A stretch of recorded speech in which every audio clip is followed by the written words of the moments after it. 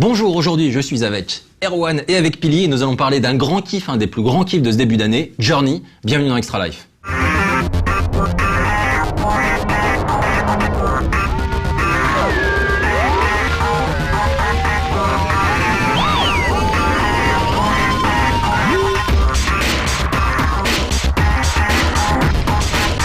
On va commencer tout de suite cette émission par préciser quelque chose. Si vous n'avez pas joué à Journey, arrêtez de regarder et installez le jeu sur PS3 si vous avez la chance d'avoir une PS3. Sinon, allez chez un pote qui a une PS3, faites-lui installer le jeu sur sa PS3 et ensuite jouez-y. Et parce que c'est vraiment fantastique. Et cette émission va vraiment aborder le jeu de façon globale. On va parler de la fin, etc. Donc vous allez être spoilé à mort si vous ne coupez pas tout de suite, si vous n'avez pas installé Journey. Voilà. Et ensuite, autre chose, l'idée là, ce n'est pas de faire un débat genre pro anti-Journey, ça on s'en fout complètement. Nous, Journey à la rédac, on l'a vraiment adoré. Et donc on part du principe que c'est un super jeu et on va justement partager nos expériences un petit peu parce que c'est ce jeu-là, tout est question d'expérience justement. Et donc on va commencer par toi, Erwan. Est-ce que tu veux nous parler un petit peu de la manière dont tu as découvert Journey? Donc Journey, j'imagine que toi t'en avais entendu parler avant, etc. Donc, oui, bah en fait comme toute personne qui aime les jeux vidéo, en tout cas qui avait essayé les productions précédentes de Genova Chen et de That Game Company, Flow qui était très expérimental, qui avait commencé en Flash, qui avait débarqué après sur le PSN, un des premiers jeux présents en téléchargement sur la PlayStation 3. On était dans le pur expérimental, dans l'expérience où il fallait faire grossir cette espèce de bactérie un peu étrange. Et puis il y a eu pour moi en tout cas une claque qui était Flower, qui était vraiment quelque chose une vraie claque parce que on en reparlera je pense, mais il y avait ce mélange d'expérience esthétique, de fête, parce que c'était beau et c'était un vrai jeu. C'était un vrai jeu. Et en plus, c'était un des rares vrais jeux qui se servait intelligemment du 6-axis de la PS3. C'est-à-dire qu'on n'avait pas vraiment de bouton, il y avait juste le bouton pour avancer. Et voilà, on naviguait. Et voilà, moi j'avais une belle expérience avec Flower, que j'avais fait, comme beaucoup de gens, 2, 3 fois, 4 fois. Et c'est vrai que du coup, j'attendais un peu mécaniquement Journey. Alors bizarrement, avec un soupçon de crainte quand même, parce que il y avait l'aspect très esthétisant quand même de Flower qui était là. Il y avait les images qu'on voyait de Journey, on voyait ces petits bonhommes dans le désert, et je me dis ouais, c'est encore très beau, c'est encore un vrai choix visuel et tout ça, mais est-ce qu'il a vraiment réussi? Est-ce qu'ils ont réussi? Parce qu'il n'y a pas que Genova Chen, il y a différentes personnes, il y a toute une équipe à That Game Company. Est-ce qu'ils ont réussi à garder ce côté, on fait de l'expérience, on fait du concept, mais on fait aussi un jeu vidéo. On fait aussi quelque chose qui va emmener, qui va être intéressant à jouer, qui va être intéressant à manipuler, où il y a une part d'interactivité, de choses, de code du jeu vidéo qui est respecté.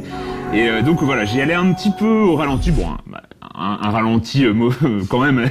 J'étais bien motivé, j'y suis allé assez rapidement, mais et puis là, je me retrouve dans le désert, au milieu. J'avais pas trop lu de choses avant. Moi, je m'étais fait un peu spoiler quelques petits détails dont on parlera, mais j'avais pas lu grand chose avant. Et puis voilà, je me retrouve déjà en milieu du désert.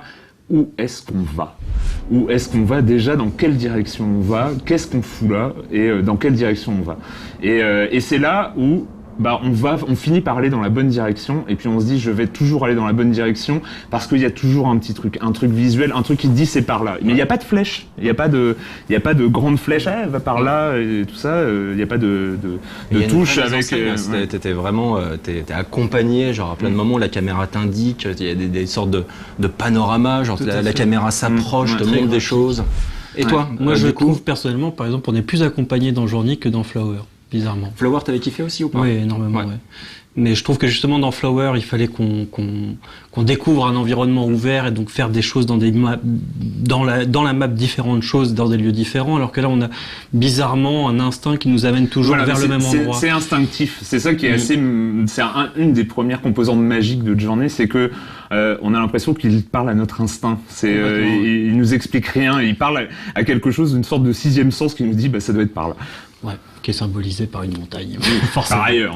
Forcément, ça touche beaucoup de monde. Est-ce que ça vous a choqué, vous, le changement complet de contexte? C'est-à-dire, dans Flower, on était dans un truc qui était très genre la nature, l'herbe, comme ça. Moi, c'est la première fois que j'ai vu Flower, c'est un kiff ultime sur le premier niveau qui est très rassurant. C'est genre, on commence à passer à courir dans l'herbe comme ça, qui est les herbes s'écartent et on fait fleurir ces fleurs qui soudainement genre éclosent tout en même temps et t'as toute la vallée qui change.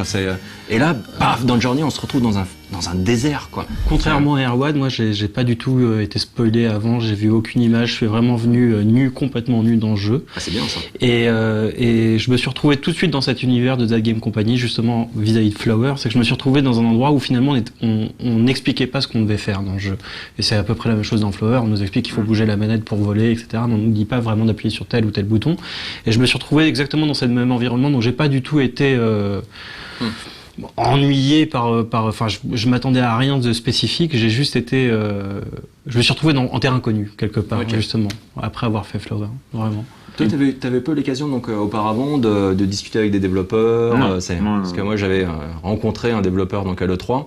Et c'est vrai que pour le coup, j'ai pas spécialement été spoilé parce que le pitch qu'il nous a fait était tellement barré, t'étais là genre mais ça a l'air super, mais c'est quoi exactement Journey? Et donc la découverte était quand même là en installant le jeu.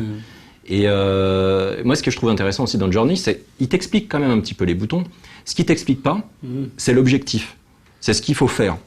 Et donc du coup, ça c'est un truc qui vient naturellement, donc se déplacer et apprendre la mécanique de saut, apprendre la mécanique de vol, comprendre qu'il faut que tu libères certaines entités dans l'environnement, etc. Et petit à petit, en fait, tu finis par comprendre ce qu'on attend de toi, entre guillemets. Et ce qui est super intéressant d'ailleurs dans un monde où les joueurs commencent à regretter justement de manquer de manuel comme à l'ancienne époque, de voir cette manière qui est même pas un tutoriel, qui est juste on rentre directement dans le jeu, c'est vachement intéressant de voir cette approche qui est quand même assez nouvelle, et il y a beaucoup de nouveautés quand même dans le jeu, faut pas se leurrer, c'est quand même un grand pan du jeu vidéo qui vient de s'ouvrir, qui est vraiment nouveau à mon sens. Il y a des nouveautés, mais en même temps ce qui est très intéressant, et surtout dans les débuts de Journey, c'est que finalement on retrouve un classicisme réel dans les codes de jeux vidéo. C'est-à-dire que pour actionner quelque chose, il faut actionner un mécanisme. Il y a un endroit où on peut pas aller dans le jeu, eh bien, il va falloir, dans le même niveau, actionner des mécanismes à différents endroits du niveau. Je me suis retrouvé, moi, en tant que joueur, je me suis pas retrouvé dépaysé en termes de mécanismes de gameplay. Il y a cette écharpe qui se recharge. C'est là où c'est intelligent, c'est que finalement c'est un jeu pour joueurs, je trouve en tout cas, parce que on retrouve Genova Chain et That Game Company comptent sur la connaissance intuitive de certains codes du jeu vidéo, les mécanismes qui s'ouvrent, les jauges, qui sont symbolisées par cette écharpe, mais voilà, qui pourrait être une jauge en haut de l'écran, hein, c'est l'écharpe, mais ça pourrait être une jauge qui grandit. Là, on a une écharpe qui s'allonge, et les jauges qui se remplissent. Voilà, on est quand même on connaît ces mécanismes-là, et là, c'est cette utilisation dans cet univers-là spécifique qui rend l'objet unique. Je suis d'accord, j'approuve à moitié dans le sens où je trouve qu'aussi c'est une énorme ouverture nouvelle au casual gaming en fait, ce jeu mine de rien, et notamment par sa durée de jeu qui a été très critiquée par les spécialistes du jeu vidéo, du milieu quoi. Je trouve que justement à travers cette durée spécifique et ces mécanismes qui sont pas grossiers, parce que finalement on sait maintenant tous à peu près que on a une interaction avec un autre joueur qui vient avec nous partager cette journée, etc., ce jeu. On n'est pas dans des mécanismes où il faut s'entraider en appuyant à la Zelda, toi tu vas de ce côté, moi je vais de ce côté, ça nous ouvre une porte.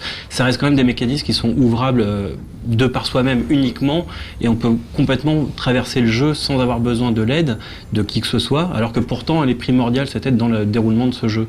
Et donc je trouve que c'est extrêmement nouveau ça dans ce sens-là, c'est-à-dire qu'on a beau reprendre des mécanismes de jeu, ils sont quand même mis à part ça, nouveau, à mon sens. Moi, c'est le online qui est en effet genre complètement neuf, c'est-à-dire que t'as pas, comme tu le disais, il n'y a pas l'interaction de base dans n'importe quel jeu coop, c'est-à-dire que tu as deux plaques, pour ouvrir la porte, il faut qu'il y ait un joueur sur une plaque, l'autre sur l'autre. On n'est pas dans Zelda Sword Sword. Voilà, on n'est pas du tout là-dedans. C'est toi, ce que tu as ressenti, mais je crois que c'est un peu différent pour toi, c'est cette relation de maître à élève qui finit par s'installer. C'est-à-dire qu'on a très souvent un joueur qui a déjà finit un premier voyage et un autre qui le découvre. Oui. Et à ce moment-là, en fait, l'un entraîne l'autre et il y a une espèce de communication genre corporelle qui s'installe on peut pas parler, on peut pas mettre le casque, il n'y a pas de bouton spécifique qui permettent d'interagir avec l'autre. On essaye de se comprendre. Tu penses? Je pense qu'il y a des choses qui doivent exister, mais bon. Il faut aller loin. Ouais, il faut aller loin, mais pourquoi pas. Est-ce que toi, cette expérience, Journey, lorsque tu l'as fait déjà en solo ou tu t'es tout de suite connecté Tout de suite online? tout de suite connecté. Mon compagnon de jeu est apparu au deuxième niveau et on a fait à peu près tout le jeu ensemble. Et finalement, c'est ça qui est assez magique, c'est qu'on est presque tenté de dire oubliez tout le reste, c'est là où se trouve le jeu. C'est presque le décor, le gameplay, tout ce qu'on veut, l'infiltration qui à certains moments, le surf. Ouais, ça c'est des détails de gameplay. Ce qu'il y a de marquant dans le Journey, c'est la coexistence de deux joueurs dans le même univers, dans une communication non parlée, une communication purement visuelle et sonore parce qu'on a la possibilité de faire des petits sons, et il se crée quelque chose qui échappe au code, genre qu'on a l'habitude de voir dans le online. Et échappe à tous les codes. C'est pour ça que pour moi c'est une nouvelle forme de maturité qu'on n'avait jamais atteinte jusque-là du jeu vidéo, et c'est moi ma première réaction quand j'ai fini Journey, je me suis dit le règne du cinéma est mort. Vraiment. C'est-à-dire que j'ai pensé, ok, bon, ça fait longtemps qu'on sait que par les chiffres, le jeu vidéo devient plus important que le cinéma.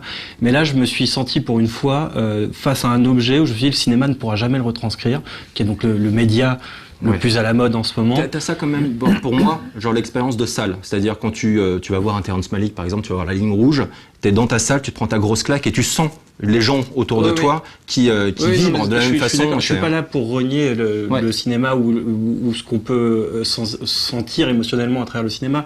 C'est juste que ce qui m'a marqué moi, c'est que la production des années 2000 du jeu vidéo a été souvent une sorte de calcage de la mise en scène cinématographique. On reprend des codes, on les retranscrit sur le jeu vidéo. Là, celui-là, il retranscrit une seule chose du cinéma, finalement, c'est la durée qui a été longtemps étudiée pour savoir combien de temps des gens peuvent rester devant un écran sans décrocher, etc.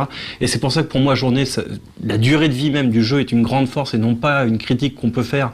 Ou en tout cas, c'était tout simplement. Et il faut le dire, voilà, parce que peut-être que malgré tes avertissements, il y a des gens qui n'ont pas encore joué, qui nous regardent. Non, mais ce qu'il faut dire aussi, c'est qu'il doit se faire en une seule fois. Ah oui, bien sûr. C'est un voyage, c'est une session de jeu. Et c'est pour ça que je dis que c'est une nouvelle manière d'ouvrir au casual gaming aussi. C'est-à-dire que ce côté, on va faire un jeu en entier qui va durer 2 heures comme et on va découvrir la durée d'un film, et c'est finalement pour moi la meilleure manière, en tout cas la plus intelligente, la seule chose qui a été intelligente de ces dernières années à récupérer du cinéma dans le jeu vidéo. Parce que quand on voit des jeux comme God of War ou Uncharted ou tout ça qui reprennent juste ce côté découpage, mise en scène, etc. Et qui pourtant durent des heures et des heures. Moi j'ai joué à Uncharted 3, 10 heures de jeu pour beaucoup de répétitions, un rythme très bancal. Finalement, même si ça reste des bons jeux, je trouve que c'est un manque de maturité que je retrouve pas du tout dans Journey. Journey est complètement à part par rapport à ça, parce que justement, il prend ce code-là de la temporalité et il amène quelque chose de nouveau qui est la communauté. Et ça, cette expérience-là, on pourra pas la faire au cinéma. On a beau essayer de faire un Uncharted au cinéma, ça existera probablement dans 5 ans, on n'en sait rien, ou des God of War, etc. Un côté, on va retranscrire cette sensation-là de mise en scène. Mais cette sensation de communauté, elle est unique et propre aux jeux vidéo. Et c'est, pour moi, l'avènement d'un nouveau média mature. Et c'est la première fois que j'ai ressenti ça à ce point-là. Et ben, comme quoi, il va y avoir débat, parce que je suis pas exactement d'accord. Non, mais là où je suis pas d'accord, c'est d'une part, justement, c'est presque décevant d'appeler au cinéma même en contrepoint quand on parle de Journée, parce que c'est là où on n'a même pas à parler de cinéma. C'est que finalement, moi, je serais presque plus général. On participe, enfin, je sais pas, en tant que journaliste, ça arrive à participer à des discussions et des énièmes discussions sur le jeu vidéo est-il un art, le jeu vidéo est-il un art. Le seul moyen de répondre à cette question, c'est toujours par l'exemple. Il en existait déjà des exemples. Je pense que Flower, mais je pense que Journey est un aboutissement pour moi, c'est aussi quelque chose qui a grandi avec le jeu indépendant depuis 2005-2006 notamment. Il y a eu des expériences avant, mais c'est quelque chose qui grandit. Cette volonté de voir le jeu vidéo autrement.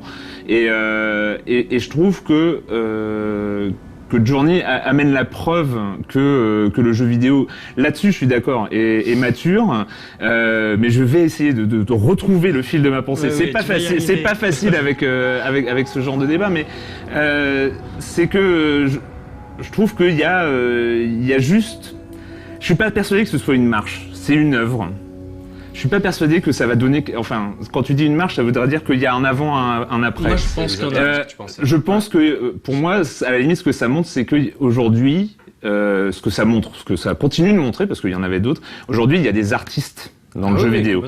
Et pour moi, Journey est une œuvre. L'œuvre de Game Company, à travers les 3 jeux, on voit bien qu'il y a quand même une entité qui reste et c'est un vrai suivi. Donc, une cohérence. Il y a une patte, il y a une mise en scène. C'est comme s'il y avait un réalisateur derrière. On est obligé de sentir que c'est un peu le même studio, quoi. C'est impossible de voir autrement. Mais pour moi, c'est plus l'œuvre de That Game Company. C'est un chef-d'œuvre. C'est le chef-d'œuvre aujourd'hui de That Game Company.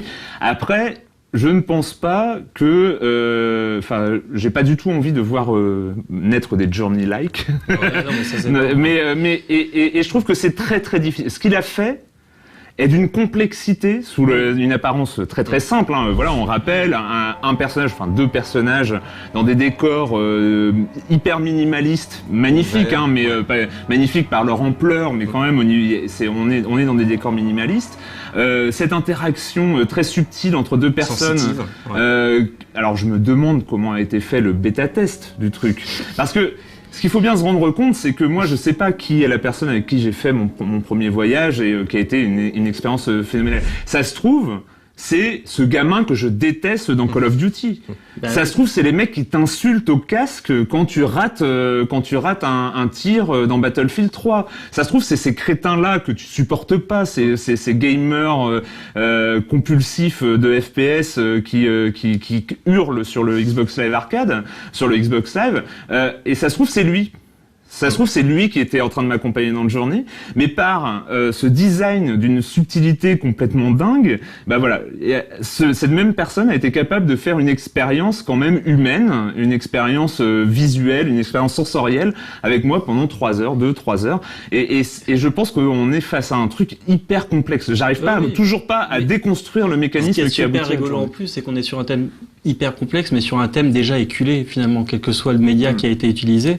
Et c'est ça intéressant, et c'est pour ça que je trouve que c'est vraiment une maturité nouvelle qui n'a pas été créée jusqu'à présent en jeu vidéo. Donc, effectivement, cette maturité, c'est marrant, parce qu'elle passe réellement par la dimension online. C'est-à-dire, moi, le jeu, je l'ai fait ma première partie, j'ai fini le jeu seul. Donc là, je me suis pris ma petite claque grâce à la mise en scène, grâce à le travail sur la lumière. Le jeu rend très bien certaines sensations comme la glisse, le vol, etc. Et puis tu as tout ce voyage qui commence à se durcir au bout d'un moment. Et c'était vraiment, je me suis pris une grosse claque, quoi. C'est limite la larme à l'œil à la fin. Et quand j'ai recommencé le jeu avec quelqu'un, là, la dimension était complètement différente. Et soudainement, j'interagissais comme je n'avais jamais interagi dans un jeu vidéo auparavant avec quelqu'un. Alors, tu parlais de l'histoire, c'est du jeu vidéo. Donc, avec le côté, il y a des artistes dans le jeu depuis bien longtemps. Moi, je pense à Eric Chahi pour Anotherworld. On peut penser également à Fumito Ueda avec Ico chez The Colossus. Malheureusement. Vadia et compagnie, on en parlera peut-être à la fin de l'émission. C'est pas gagné non plus pour la boîte. Non, c'est sûr. Et en fait, tous ces jeux-là étaient des jeux solo. Et donc du coup, j'ai retrouvé certains codes, une certaine façon de faire propre aux jeux vidéo quand j'ai vécu mon expérience seul. Mais quand je l'ai vécu avec quelqu'un d'autre, là, soudainement, tout changeait. Tout changeait, et là, pour le coup, c'est vraiment complètement neuf. C'est comme faire un Ico à 2. Voilà, ça serait intéressant. Et d'ailleurs, on va faire un truc qu'on n'a encore jamais fait dans Extra Life. On va faire une petite pause, et on va écouter un témoignage. Donc, le témoignage de Mathilde, qui va nous raconter un petit peu ce qu'elle a vécu. Une expérience, justement, basée sur cette interaction avec un autre joueur. Bon bonjour à tous, salut Thierry, salut Erwan, salut Philippe. Alors voilà ma petite anecdote, j'allais chez un pote, il m'a fait jouer à Journey, donc première expérience. Voilà, je joue, je suis avec quelqu'un que je connaissais pas forcément. Et donc il s'est avéré que j'ai joué avec elle pendant toute l'aventure, cette seule personne. Alors c'était rigolo parce que moi je connaissais déjà un petit peu de Journey avant. Et parce qu'elle connaissait pas du tout cette personne, le jeu, donc je l'ai beaucoup accompagnée. On a vraiment fait tout ça ensemble. Genre quand elle arrivait pas à faire quelque chose, moi je l'aidais. Donc vraiment très très belle expérience. On était très très soudés. Voilà, donc l'expérience ça s'achève. Donc moi super émue, j'ai trouvé ça génial vu que c'était ma première expérience. C'était assez fabuleux. Et donc ce qu'il faut savoir, c'est que à la fin du jeu, les pseudos s'affichent au générique, savoir avec qui on a joué. Donc là, il s'avérait que j'ai eu qu'une seule personne. Et je reçois un message, genre 5-10 minutes après, de quelqu'un, enfin de cette personne-là, donc en anglais. Et elle disait, j'ai fait jouer ma petite amie. Au début, elle a cru que tu étais une intelligence artificielle. Et quand je lui ai dévoilé que tu étais vraiment une personne, elle s'est mise à pleurer. Donc, on te remercie d'avoir été patiente et de l'avoir aidée. Ça a été vraiment une superbe expérience. Merci à toi et tout, etc. Donc moi, en voyant ce message, forcément, j'ai été bouleversée. Ça m'a vraiment touchée énormément, encore plus que d'avoir fait ce voyage. Enfin bon, ça a été vraiment j'ai jamais vécu ça. C'est fou, quoi. Voilà ma petite anecdote. Donc ça, c'est aussi ce qui rend un projet comme Journey merveilleux, c'est la possibilité d'avoir ce type d'histoire. Donc c'est complètement unique le fait de pouvoir... et là, c'est d'autant plus fort que la personne a cru que c'était une IA, n'a pas compris tout de suite que c'était un autre joueur. Et donc ça démontre à quel point cette interaction avec quelqu'un d'autre est complètement neuve. Moi, la première fois, j'étais perturbé, c'est-à-dire j'ai fait une saisie pour le jeu où je jouais avec quelqu'un et j'ai eu un mal de chien à quitter la partie. Je disais là, mais je vais pas l'abandonner. Je vais pas le laisser seul. Et là, on retrouve en fait ce qui faisait un petit peu une des forces, une image qui est quand même typique de Ico, c'est le moment où le pont s'écroule et on attrape la main de la jeune fille. Et ça, c'était un réflexe qui était très très fort. Et là, on le vit réellement avec quelqu'un d'autre. Et je trouve ça magique, quoi. Et ça, c'est neuf. Et ce qui est moi, l'aspect le plus... Enfin, je vais peut-être me répéter, mais... c'est que l'expérience multijoueur est une expérience. Enfin, quand on prend deux êtres humains, normalement, il y a des fois ça marche pas. On le sait. Hein. Ou alors c'est compétitif. C'est très souvent compétitif en fait. Et là, c'est pas du tout l'idée. Et il arrive. On a tous déjà eu des expériences multijoueurs exceptionnelles. Une partie de FPS en coop.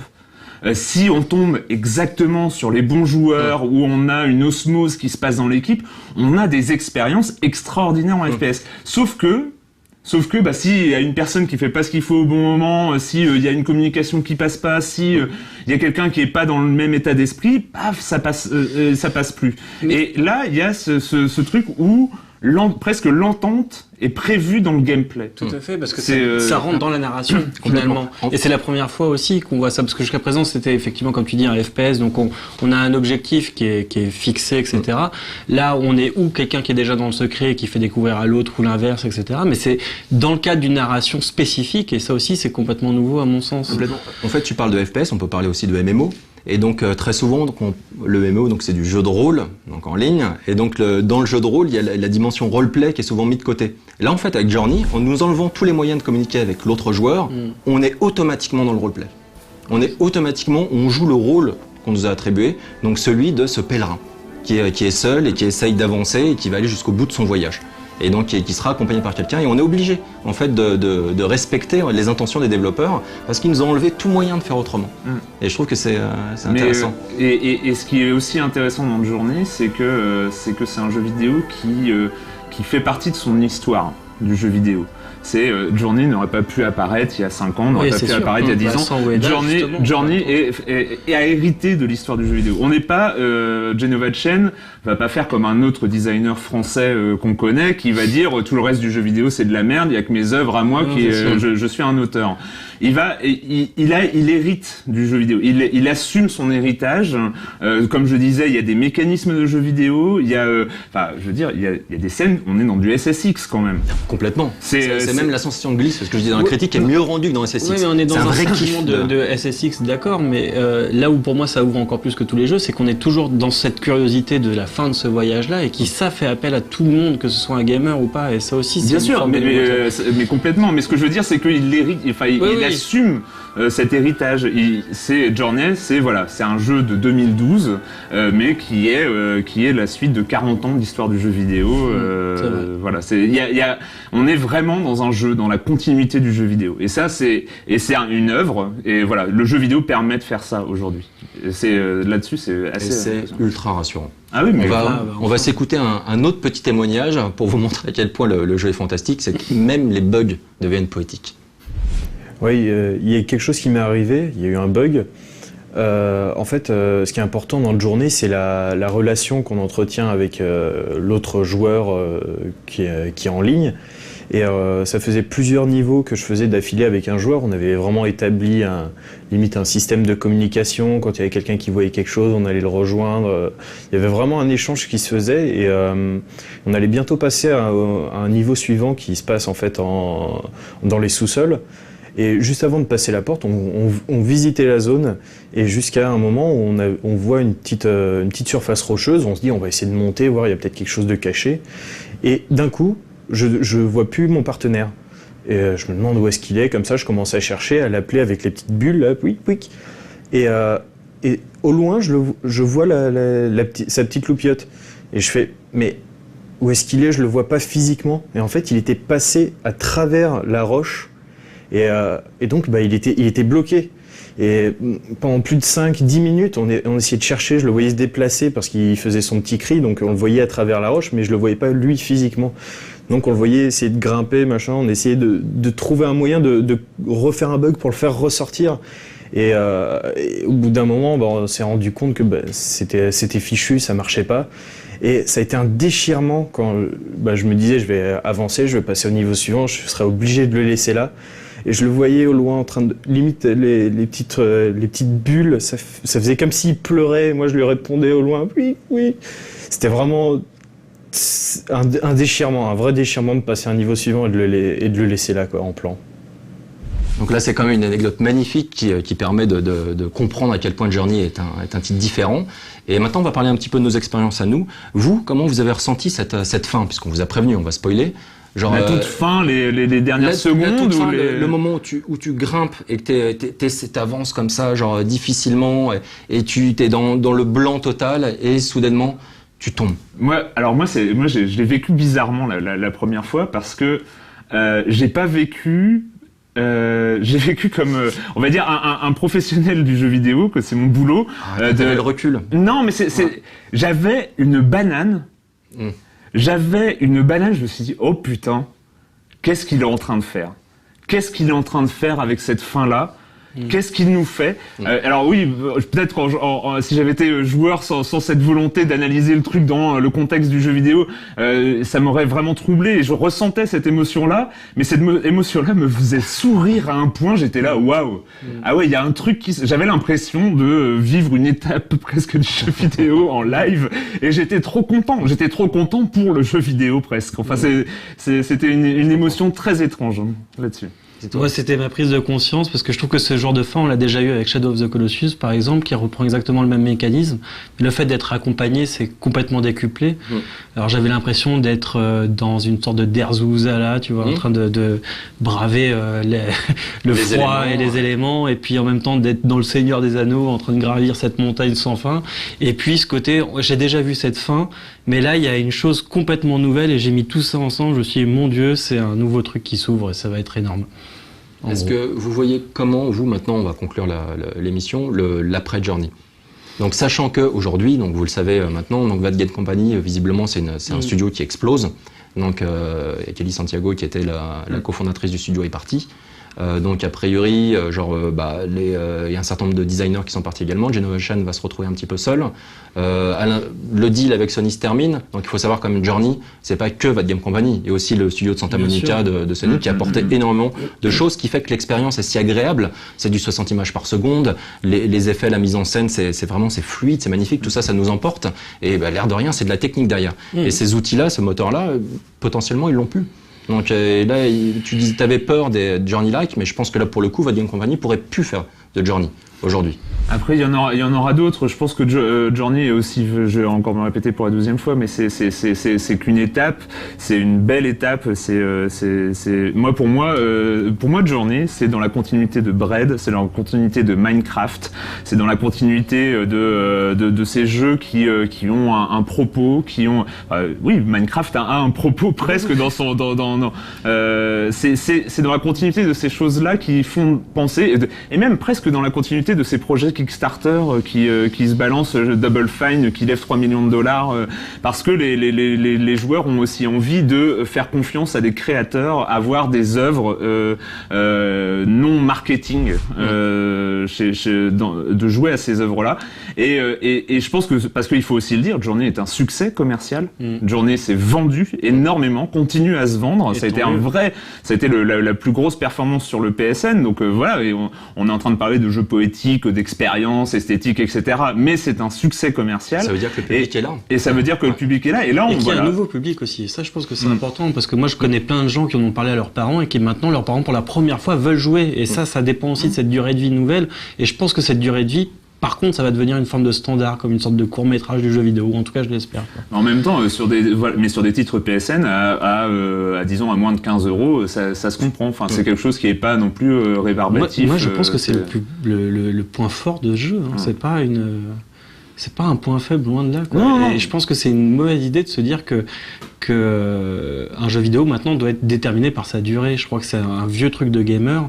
D'ailleurs, avant, il n'y avait pas de durée de vie. C'était dans les années 90, c'était dû à une difficulté. Le jeu, quand tu le faisais en entier, un shoot'em up, ça prenait 2 heures. Une fois que tu le maîtrisais, c'était la difficulté qui donnait cette durée de vie. Dans les années 2000, avec cette narration justement issue du cinéma, ça devenait genre 10 heures, 15 heures, un nouveau standard. Et on s'est enfermé un peu dans ce carcan. Journée nous donne un vrai appel d'air par rapport à ça, moi, je trouve. Et je trouve ça super important sachant que la durée de vie de Journée, c'est pas 3 heures ou 2 heures, c'est 12, 15, oui, bien sûr. 20, non, mais juste par rapport au voyage. Mais comme un bon film qu'on regarde, qu'on enchaîne. C'est un jeu qu'on peut quasiment enchaîner. On le fait, on se prend sa claque et là, on a envie de recommencer tout de suite. Et ça m'est arrivé rarement, mais ça m'est déjà arrivé avec des films. C'est vraiment tout public. Pour la première fois, on n'a aucune crainte de faire jouer ses parents ou quoi que ce soit. Et comme le mécanisme du jeu est fait dans la découverte, c'est-à-dire qu'il n'y a pas de manuel, il n'y a rien, tout est très simple finalement. Il y a un bouton, tout le monde peut y jouer. C'est très facile d'accès, quoi. Et ça, c'est une première aussi, moi, je trouve. Bah voilà, moi j'espère que on vous a pas trop spoilé, mais on vous avait prévenu au début. Et puis donc essayez, si vous n'avez pas encore fait l'essai avec Journey, d'appuyer sur le bouton Select, comme ça, petit tips. C'est un truc intéressant, c'est pas précisé, c'est une des choses justement qui sont pas précisées. La porte blanche à la fin, c'est vraiment très classe. Merci beaucoup d'avoir participé à cette émission, puis merci à Bad Game Company de nous avoir offert cette petite merveille. Donc on espère que Genovation pourra nous offrir d'autres expériences et puis d'autres développeurs également, des expériences justement travaillées peut-être pas uniquement sur le solo mais sur cette dimension de multijoueur nouvelle, donc qui est vraiment le plus gros apport pour moi de Journey. Et puis on se retrouve très bientôt pour un prochain Extra Life.